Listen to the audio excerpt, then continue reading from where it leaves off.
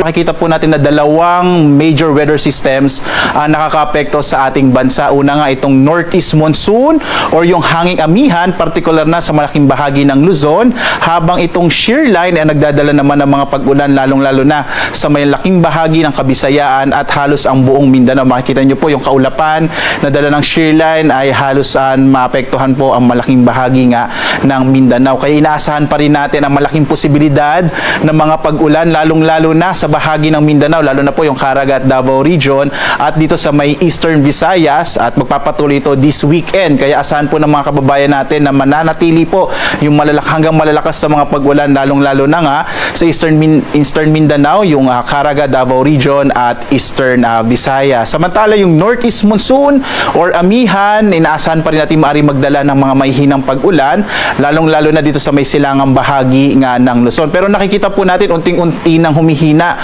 yung Northeast Monsoon, at base rin sa mga monitoring ng iba't iba nating mga estasyon, unti-unti na pong tumataas yung temperatura dito sa ating bansa. Indikasyon na nga ito, nagsisimula na po na magbago yung ating panahon at papunta tayo sa transition period. Kadalasan nangyayari po iyon Marso, kung saan yung hangin nga natin ay mawawala na po yung hangin mula sa Northeast or hilagang silangan at papalitan nito ng magiging dominant na po yung easterlies. Kapag nangyari po ngayon, papasok na tayo sa panahon naman ng tag-araw. Samantala, yung magandang balita naman, wala tayong minomonitor na anumang kumpol ng kaulapan or maging low pressure area sa loob at labas ng Philippine Area of Responsibility. Posible po mga kababayan, hanggang sa pagtatapos na ng Pebrero ay maliit na yung posibilidad na magkaroon tayo ng bagyo.